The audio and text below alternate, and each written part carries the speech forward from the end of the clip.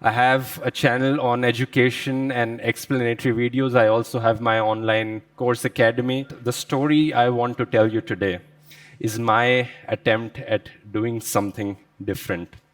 Most of the people present here are creators. Some of you have an audience, some of you are building an audience, and some of you dream of doing more than content one day. Because at one point, every creator asks themselves, how do I turn this into something real?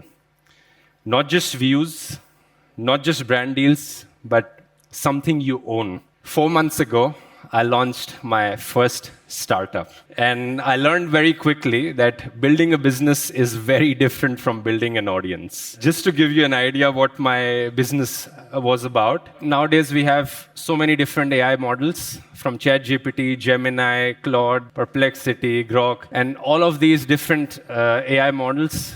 One day, Gemini is the best model. The next month, ChatGPT comes with a better model. The next day, Claude comes with a better model. So my idea was, why not have one place where you can get all these premium AI models in one chat at a price cheaper than one subscription. And this is where the idea for AI Fiesta was born. The concept is very simple. The business model makes sense. Like, you pay $20 a month for ChatGPT Plus subscription. You pay $20 a month for Google Gemini, $20 a month for Claude, $30 a month for Grok.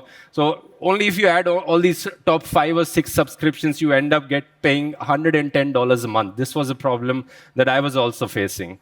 And then we decided, why not have all these premium AI models in one app for just $12 a month, which is cheaper than any of these one subscriptions. 10 different AIs answering your one question all at the same time simultaneously.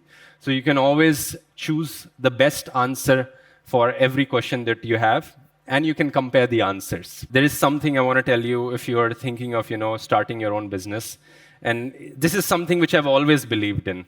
If you are starting your own company, you need to find a real problem and then find a solution for that problem. Because what most people do is they think that, oh, I have this idea, I want to build a business, I want to build this company. Let me build it on this idea. But this is the wrong way of doing it. And this, I believe, is more like you think of a solution, and then your solution is trying to find a problem.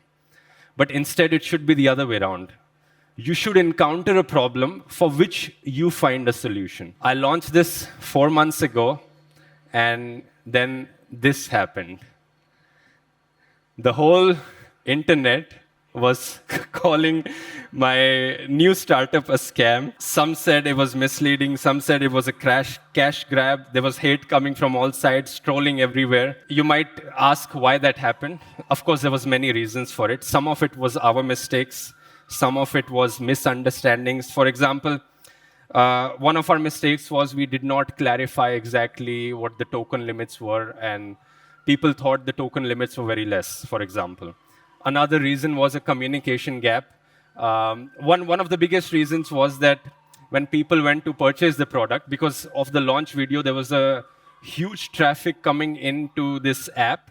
And at one point, there was like thousands and thousands of people trying to buy the subscription of this app, and the payment system crashed.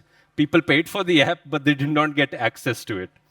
So of course, how would you react if that happens? You would think that there's some serious bug here. But what happens is that when people don't understand something, they don't give you the benefit of the doubt, especially when you're at this level. They instead believe it is your intent to do that. So when the payment crashed, people paid for it, did not get the service. They assumed that this is how I intended it to be, and that's how they assumed it was a scam. And this was one of the things we faced, but one of the biggest issues we had was communication. Our communications especially failed. And then what happened after this? So many people not getting what they expect, not getting the service. All of them would, in mass, send emails to our customer support. So there was thousands and thousands of email coming in our customer support inbox. All of the people saying, I paid for this, I did not get it, give me a refund, this is a scam, blah, blah, blah. So within 2 days, we had at least 5,000 emails in our customer support.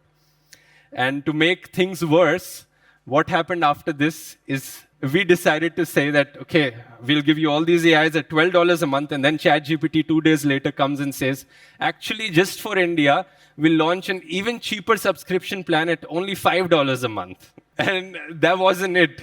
In a few weeks, ChatGPT says, actually, not even $5, have it for free. For the next 12 months, they're like, we'll give it to you for free, this ChatGPT Go subscription. It's a lot of headache. 10 years of content creation had not prepared me for this. There's problems from all sides. There's payment issues. People are not happy.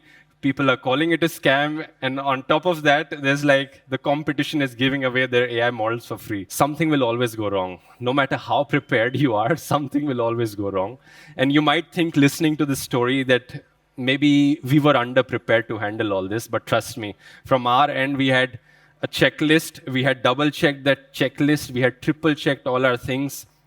It's just that there's so many different things that can go wrong that something will eventually go wrong. It's a bit like trying to make your first YouTube video. You always try to think, it's my first video, it should be perfect. But it will never be perfect because it's your first attempt at doing that. So just like in your first YouTube video, that something will go wrong, the same thing is true for your business or your company, that on day one, something will go wrong. The more prepared you are, the more quickly you will accept the failures and move on. Now the question is, coming back to the story, how did we handle all this? Well, the first thing we did is obviously acknowledge our mistakes. We tried to solve all these payment issues as quickly as we could, but again, there was like 5,000 emails in the customer support inbox. We had to get creative. What we did was we hired a temporary team of 10 plus people just to answer the customer queries. And these 10, 15 people, they sat down day and night for the whole weekend, answering all the emails one by one until over the weekend we were done with answering all the queries. At the same time, all the server crashes that happened, we fixed that. The product development team helped to improve it as quickly as they could. We also built an AI chatbot to answer our customer queries. So after the first weekend, up to 40% of the customer queries were solved by our AI chatbot, which reduced the workload a lot. But most importantly, we communicated everything to people as transparently as possible. This was the second video I made after that first attempt. And immediately, we increased our token limits by 10 times. We added new features, what people expected out of us. The product development team was working day and night, and within 1 week, we had these changes. I made another video 1 month later where I explained the whole story in a more detailed way. I explained why things went wrong, how they went wrong, and what we did to manage them, and how we're trying to work on this. And the conclusion here is that it's so important to be transparent and authentic to your audience, because as a creator, this is all you have. Trust is your most valuable asset as a creator. And this is what I kept believing in, and I learned over this process. And for the next 2 months, I was transparent about everything with my audience. We told them every feature update we had, we were making videos on that, updating everything. We course corrected, admitted mistakes, and moved on quickly. And because of that, slowly the reviews started improving. And I think after 2 months, you could see positive reviews coming on in the Trust pilot. The customer support improved. People were very happy with this.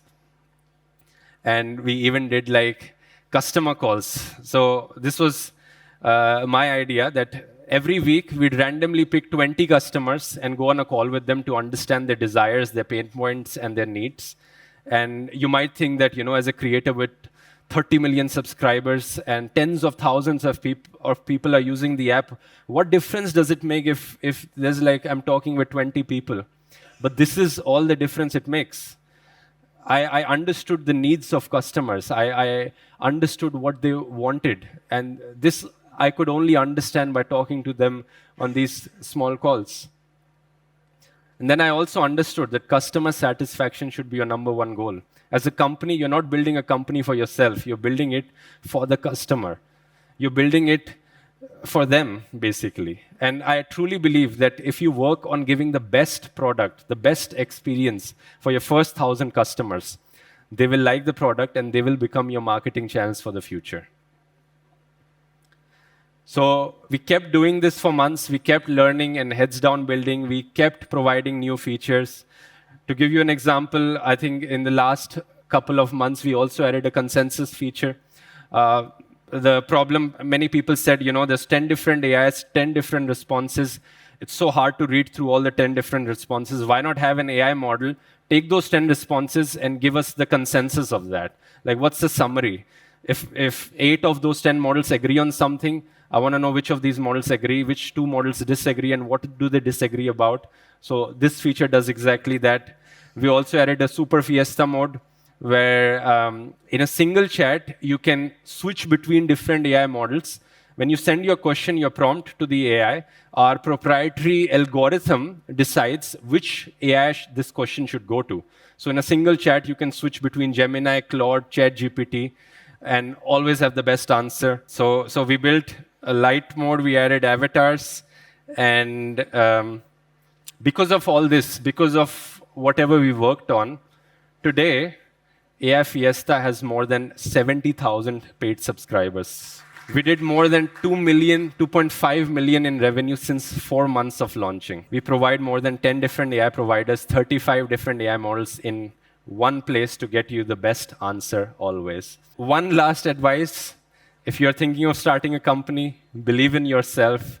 Start now, adapt as you go along, and I truly believe you can do it.